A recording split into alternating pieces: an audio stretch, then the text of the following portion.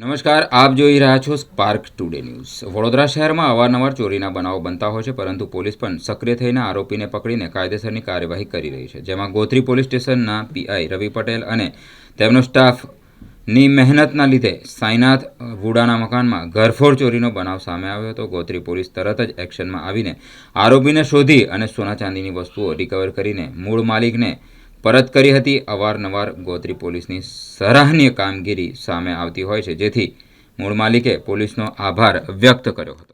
वासना भाईली रोड वो साइनाथ उड़ा से चोरी हुआ था और ये गोत्री पुलिस वालों ने ढूंढ के दिया।